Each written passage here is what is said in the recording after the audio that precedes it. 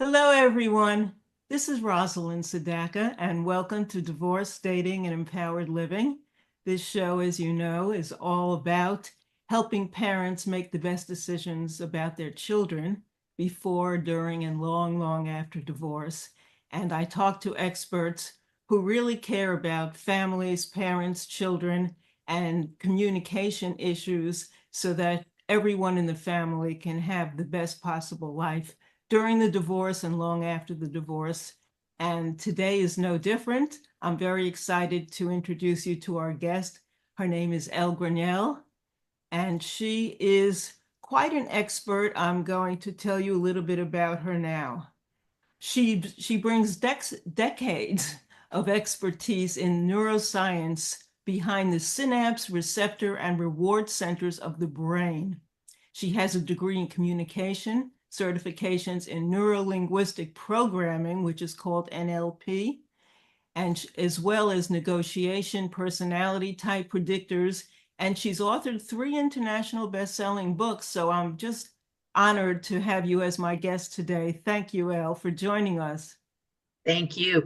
And I'm honored to be here as well and to be able to spend time with you because I mean it deeply from my heart because I've been following your work for a long time that what you do saves lives. So I'm happy to be here and support you. Well, that is quite an honor to hear from you, and I respect and really admire your work as well. And that's why I thought this was an important conversation for us to have. So the theme of our talk today is breaking bad relationship patterns with the power of NLP, which, as I just mentioned, is neuro-linguistic programming. So Yes. Elle's going to open doors to understanding that better. I use it in my own practice with clients, and I think it's a remarkably valuable tool. So Mhm. let's get started with this question. If Okay. we know what we don't want, and why do we keep choosing that we don't want over and over again in our lives? Yes. And I'd say most humans have had this experience, be it relationships or whatever it might be. And it's actually not our fault. And I don't mean to take the responsibility from it, but our brains are hardwired for homeostasis because going back to whatever you want to call it, lizard brain, caveman days, whatever, we the way to survive was to know what to expect because people who left the cave didn't come back, assumed they were dead, right? People who tried a new berry died. Those types of things have, from the beginning, we still haven't really evolved above homeostasis, which means just do what you know. So what happens is we get into a new relationship, but they look different. They have a different job. They don't have kids. There's something, things about them that are nothing like this other person. And but the pattern, their vibrational energy matches the same pattern that we're used to. And so the way to break that, you are using your own neuroplasticity, is to begin to start with yourself. And you say, what do I want in a relationship? That's the easy part. What do I bring to a relationship? So when you're in a relationship, who are you? And this is where you really dig deep because sometimes things will come up. If you are honest with yourself, you'll find yourself saying, well, I'm clingy, I'm needy, I need a lot of attention. I don't like the spotlight on me. I'm not affectionate. Like sometimes you got to dig really deep to those things where you don't honor yourself enough to be at that higher level. So, what do you want in a relationship? What do you bring to a relationship? And then now kind of create the new Venn diagram, the sweet spot of my ideal relationship is this. This is what I bring. This is what they bring. Because most relationships do have a bit of a yin and yang, right? To keep the balance. I'm not a fan of balance in a relationship because it's impossible to keep the balance. So sometimes one person is doing it and sometimes the other person is doing it because it's in their wheelhouse. So that's my biggest thing is Can you change the way you think about yourself, raise your own vibration, look in the mirror, love yourself? So then you're starting to match a person that matches the ideal you. Someone out there is walking around with their ideal self, and you're more likely to meet a person at a different thought vibe, different everything. And it's not just like a wolf in sheep's clothing, which we've suffered in the past. Does that make sense? Yeah, certainly does. Okay. So most of our listeners are focused on having been in a divorce, divorcing now, co-parenting after a divorce.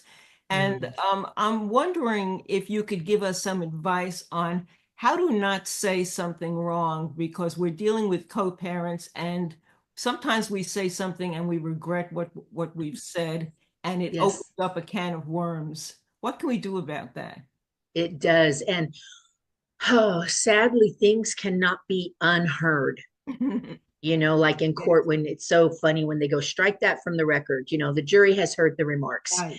And so we can apologize, and the sooner the better. The moment it flies out of your mouth, claim it, like, that was cruel, that was insensitive, that was unnecessary. I apologize. Be it to your children, because you're speaking about your former spouse, not very friendly, or maybe they hear you on the phone. Mhm. And so some of the ways to do this is, number one, just stop doing it, meaning don't be on the phone with your bestie complaining about your ex.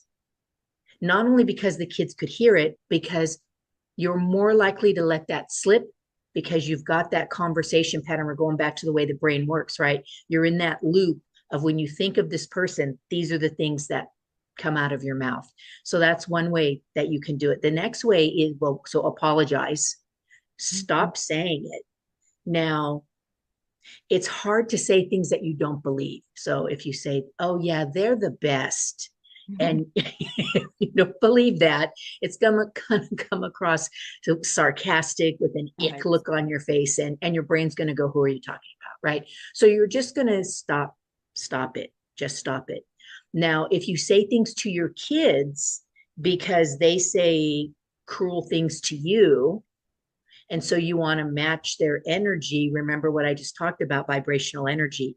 You've got to release that energy, rise up to the level of vibration you want them at, and say, wow, that was hurtful. Oh, that was cruel. Can we talk about this? What do you really want? You We're the know, parents in the relationship, and we shouldn't be going down to their level. We need to bring them up to our more mature level and thinking before we speak. absolutely. And admit, oh my gosh, that was huge. I apologize. And we're the parents, and we want to model what we want for them. Yes.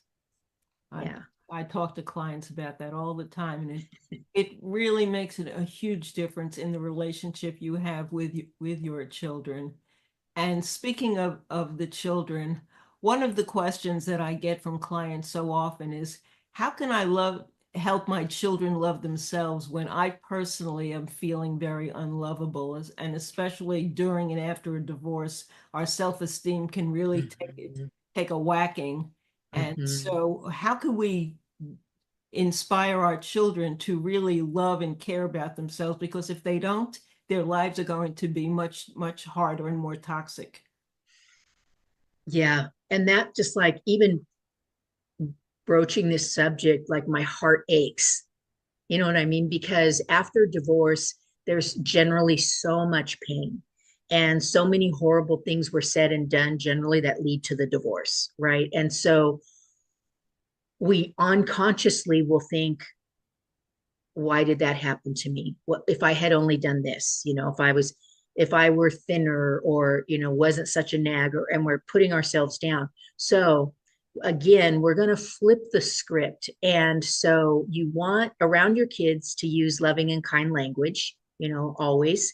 And when they say something to you, like love you, or like, oh, that dress is pretty on you, make sure you take a moment to not just go, oh, thank you, my dear, but to get to their eye level and say, that means a lot to me. That really warms my heart.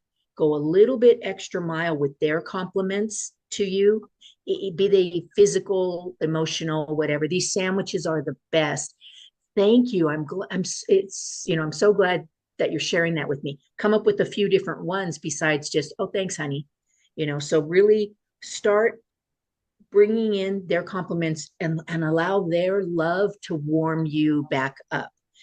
And then for loving yourself, start doing some self-care.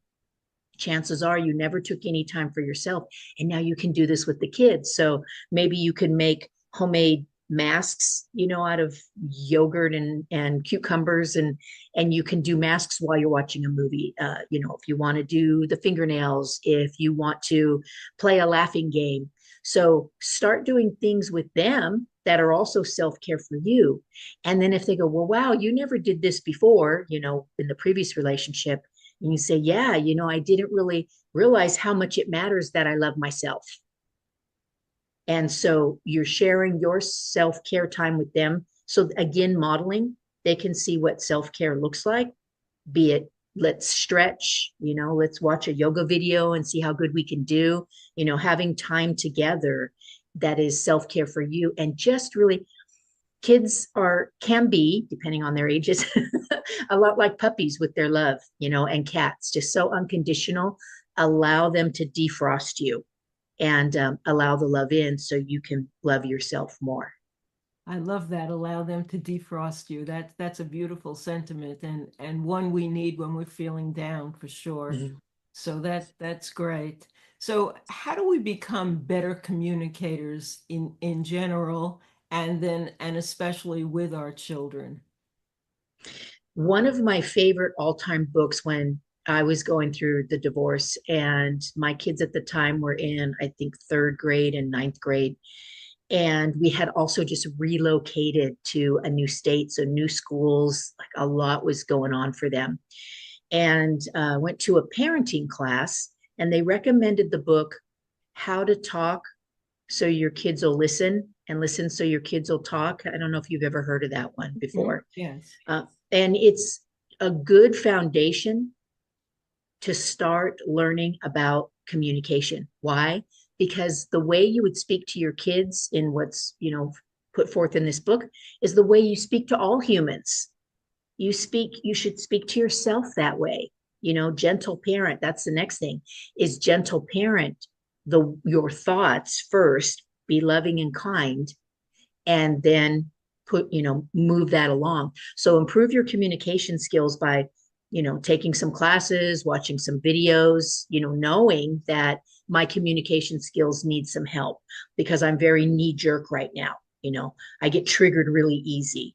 And so when you go into your mind before you speak, because our thoughts are instantaneous, and you say, whoa, I don't like how I'm feeling right now, and just take a moment to breathe and shift that feeling. I don't like what's about to fly out of my mouth right now. Take a moment, breathe, and say, what else could I say? Even if it's just like, oh, I need a moment. That took me by surprise, or something along those lines. So I would say the best way to become a better communicator is, number one, think before you speak, the Mhm. old saying, which means just take a breath. And it only takes 1.5 seconds, to take a breath. And a lot of thoughts go through our minds. So we can redirect those thoughts. Start reading books, take a course, watch some videos on how to improve my communication with my children, how to improve my communication with my ex, those types of things. And then the third thing is awareness. Just ask myself. So again, you're raising your vibration. What do I want? How do I want to sound? How do I want to come across? And those three things will take you really up the ladder pretty quickly. I think it's so important that you mention awareness. Awareness really is the pivotal beginning of any way of doing inner growth. It all starts with awareness. We can't change what we're not aware of. And once we have an 100%. awareness of something that we're not happy with in ourselves or in our environment, then we could start thinking about ways to make that shift. But without the awareness, we just roll ahead on programming, so to speak, and nothing will Mm-hmm. change. Isn't that so? That is so correct, because going back to neuroplasticity, we run so many things non consciously. subconsciously, non-consciously, because that's how the brain functions at a higher potential, right? So there's things we don't have to do. Like, could you imagine if you had to remember to breathe Right. during the day? You know what I mean? So there's these automatic things. And unfortunately, they're not all there to support our greater good. Exactly. And so that's the work that you and I do, is going back to those, where were those conversations formed and how did they take root? And then how did they keep playing out so that they created a neural pathway that we keep going down, even though it's been decades. And now we're not even the same person. I like to share the analogy of, if it's 2024 and I was born in the 60s. So it's 2024. If I buy a house that was made in the 60s, Mhm. I would bring it up to code. I would have to. And we're the same. If we haven't done the growth to bring forth the awareness that we're evolving as humans, we are antiquated in our thoughts, which means we're going to be antiquated in our actions and our emotions. So bringing ourselves up to code is finding those blind spots so that we can address them and bring them into today. I love that analogy. I think it's so right on. And again, it starts with the awareness. Hey, maybe I'm not up to date in up to code. Maybe I'm programmed from an incident that happened in my childhood or my teen years Yes. or my 20s, and it's still running me. And the good news is through tools like neuro-linguistic programming, we can Yes. program differently. We can change some of that inner wiring, so to speak, and Mhm. choose to behave in a different manner. And that makes all the difference in the world. It's like giving you a new lease in life. Isn't that correct? Absolutely. It gives you more freedom. When you think about just communication from, what was it called? Morse code, right? To then you'd get an operator and the operator would then connect you to somebody else. Then we had the phones that were attached to the walls. And then we had phones that had long cords. Mm. And then we had cell phones. Like, imagine if we were still Morse coding, right? So we don't have to be doing that anymore unless we choose to. But why would we? Yeah. Right. So bring our communicate, and that's by knowing. You see other people and you go, I want more of that.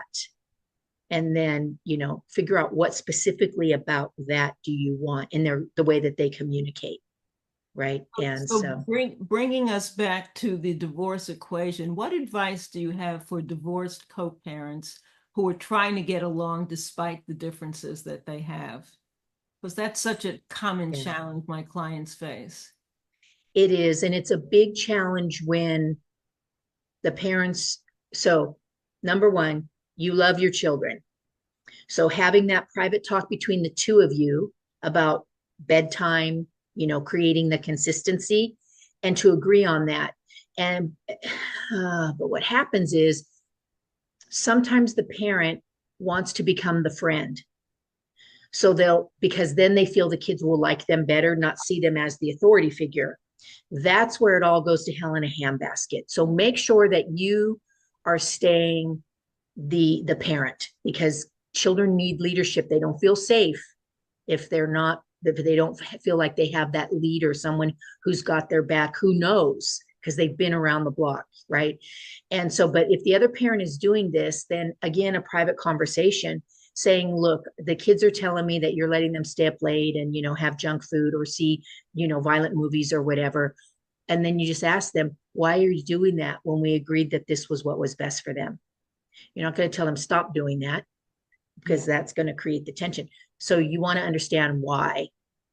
And then if they just get defensive, then I heard what you said, but I still didn't hear a why. Help me understand why you think that's okay. And you're not saying because it makes me look like the bad guy or anything. The point is, you two have an agreement, and you're going to continue to parent your kids in a way, no matter what house they're in, they feel the same level of safe, Yes. loved, protected, cared for. And if Make one parent starts to break those rules, you are psychologically damaging your child. uh, I my message to clients all the time is just that. So this has been very, very helpful. What takeaway do you have for our listeners? in any of this? What do you want them to take away so that they could start making some inner shifts that make their lives run more smoothly, easily, peacefully, and successfully? I believe the one awareness, the one big piece of awareness for today is to catch yourself when you're being triggered, when something is making you feel a very strong negative emotion, Mm-hmm. because something negative is going to follow, be it words or actions. So if you can, it doesn't matter why you're triggered, like, oh, I hate it when they always do this. You feel yourself. So you're putting the blame on them, but you can flip the switch. You can go, you know what? That used to bother me. It's their problem. It's no longer mine. And you continue to practice that because it's easier said than done. But when, again, we're going back to the neural pathways, it takes a while to get them firing solidly in a new direction. So look for your triggers, and your kids do it too. The people who love you the most know how to trigger you the best. Absolutely. Sadly, that's the truth. So how can people find you and take advantage of your services? Oh, thank you. So I'm old school. I like to say I'm vintage. And so I love starting a conversation with email. You know, what would you like to chat about? So my email is pretty simple. My company's TrueSpeak, and my email is info@TrueSpeak. I also have a YouTube channel, TrueSpeak, and there's a lot there on communication skills in little, 6-minute videos. So if you'd like to get to know me a little better first, but I like to start the conversation with an email, that we met through you, and how can I be of service? I'm a really good listener, and I don't offer advice unless you ask for it. Wonderful. Well, this has definitely been a very valuable, worthwhile conversation. I so appreciate your time Thank and you. respect your expertise and your insights. They are very useful, and they collaborate with so much of the way I believe we need to handle our relationships in divorce, beyond divorce, in new relationships, and in all facets of our parenting. So thank you Mhm. so much, Ell Graniel. It's a pleasure that I've had talking with you. Thank you. And looking forward to more time together soon. Me too. So thank you all for listening and joining us today. And if you want more information about my work, I'm the founder of the Child Centered Divorce Network. You could go to childcentereddivorce.com to find all the information about my coaching services, my courses and programs, and ebooks. And I look forward to talking with you again soon. Bye bye for now.